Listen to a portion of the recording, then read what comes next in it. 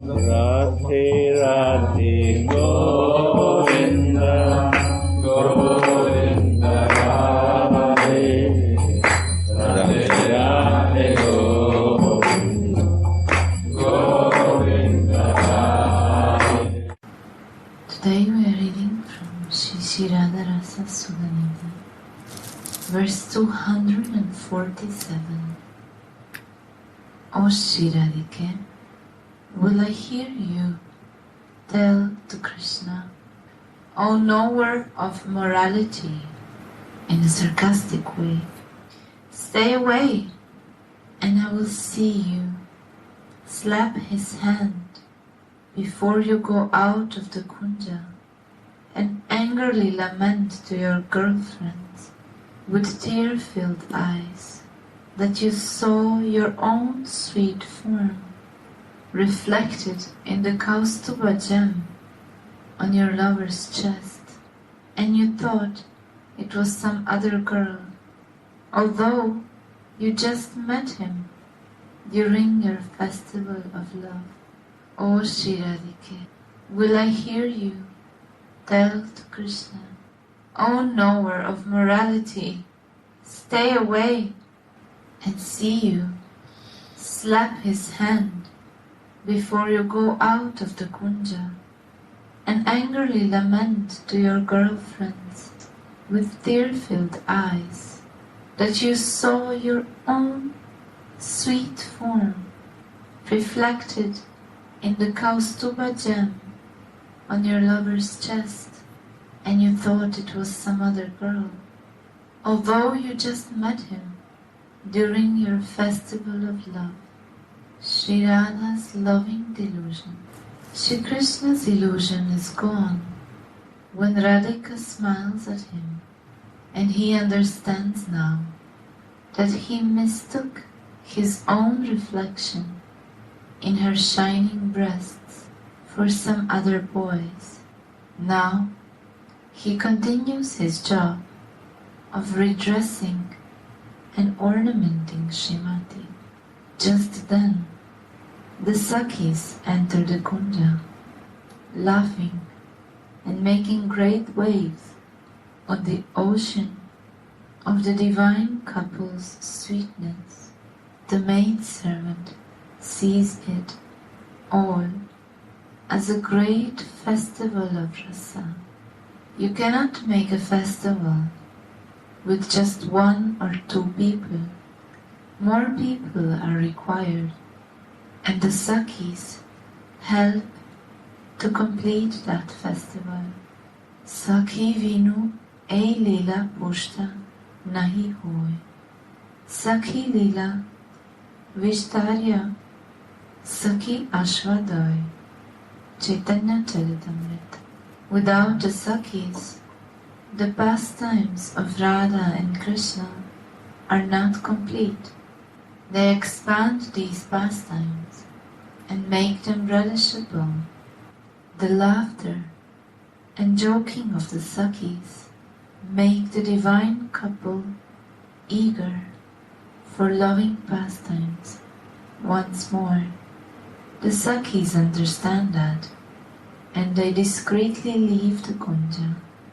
But right in the beginning of the love play, Swamini sees her own sweet form reflected in the glittering Kaustuba gem on Mohana's chest, and she becomes very angry and upset, thinking it to be another girl sporting with him.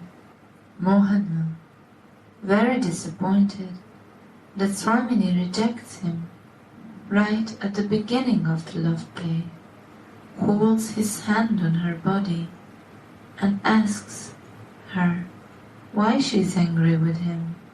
But Swamini angrily pushes his hand away and says, O knower of morality, don't try to flatter me, just find your own enjoyment, and goes out of the kunja to meet her girlfriends.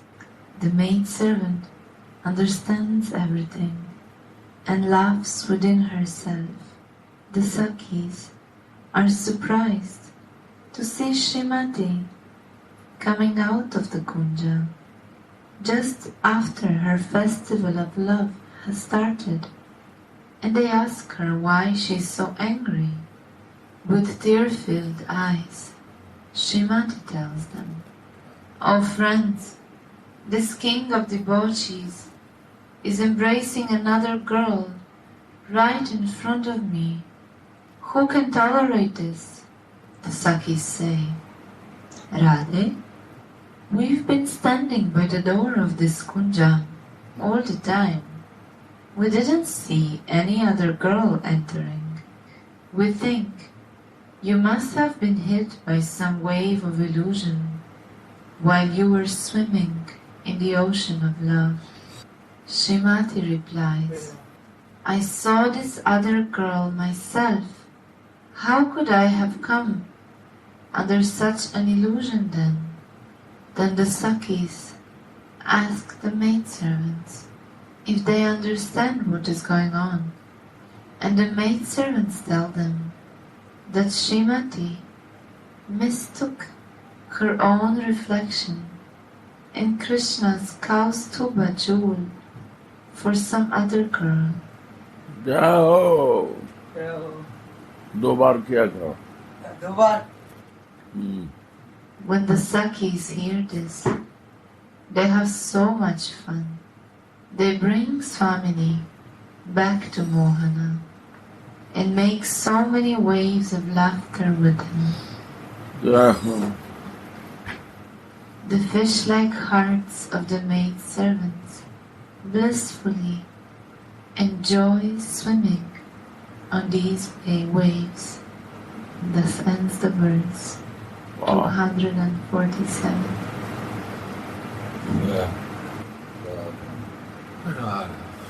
And Krishna also sees something. Only Radhika. Yesterday he sees something. Krishna yesterday see. He saw two boys. No, Blue Radhika is looking. Uh-huh. Two boys, on two breasts. And he wants to become a girl, that he can be hugged like these boys.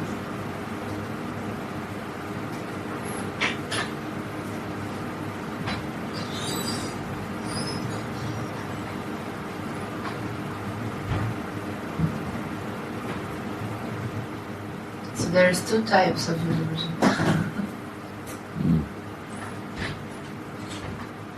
More. We're reading verse 248. O Radhike, when will I see your enchanting, blackish, braided hair that shines like emeralds, that is like the wonderful, perfect seat for the king of supreme rasa, Cupid, and that is beautified by a string of nice jewels and bunches of flowers. O Radhike, when will I see your enchanting, blackish, braided hair that shines like emeralds, that is like the wonderful, perfect seat for the king of supreme rasa, Cupid, and that is beautified by a string of nice jewels and bunches of flowers. Srimati's loving delusion is now also gone, and her beautiful face is marked by feelings of joy, shame, and eagerness, knowing the desires of the amorous couple. The Sakis leave them on the pretext of picking flowers. The beautiful couple sits on their play bed. Swamini's veil has slipped off her head because of her absorption in amorous feelings. The maidservant stands behind the amorous couple and serves them by fanning them. Her eyes are absorbed in admiring the sweetness of Srimati's braided hair, which steals the luster of emeralds. All of Srimati's limbs are composed of Mahabhav, and that is why she fully controls Krishna. The glossy, blackish luster of her braided hair that is decorated by the strings of nice jewels and freshly blooming jasmine flowers comes from her Mahabhav, but the jewels and the flowers are beautified by the Mahabhava braid, not the other way around. Again? The glossy, blackish luster of her braided hair that is decorated by strings of nice jewels and freshly blooming jasmine flowers. This luster comes from her Mahabhav, but the jewels and the flowers are beautified by the Mahabhava braid and not the other way around. Other way around? That means not that the flower is decorated, And the jewelry braid, is beautiful. but the braid is beautiful. And the Mahabhav is beautiful. And this makes flowers beautiful. Yeah. Underline. Normally the people, they beautify their bodies, or they try to do it with jewels in the ear or somewhere. But here the other way around. The jewel is beautified by the beauty of her braid, And Mahabhav Rasa. Mahabhav. Radha, Radha. It's all the opposite around. Jai Ho! Jamna Maiya ki jai. Radha Rani ki. Sripada, in his Kinkari form, sees this braid as the perfect seat for the king of great rasa. This great rasa means the amorous rasa. Adya eva paro rasaha. The first rasa is the amorous rasa, and Cupid is the king of that mellow. But the Cupid mentioned in this verse is not the mundane Cupid that always enchants all the boys and girls and all the men and women of this world. This is Cupid's transcendental counterpart that eternally engages Radha and Mohana in their ever-fresh, amorous attraction. Sri Jiva Goswami confirms this in his commentary on Srimad Bhagavat. The braided hair of Srimati is the wonderful, perfect seat of this transcendental Cupid, whose parts and parcels descend to the earth as all the innumerable mundane Cupids, even Mohana, the transcendental, youthful Cupid of Vrindavana, is agitated by lusty desires when he sees Shri Radhika's braided hair. The maidservant's mind is also completely absorbed in this wonderful braid. Thus ends the verse 248. Radhe Radhe Go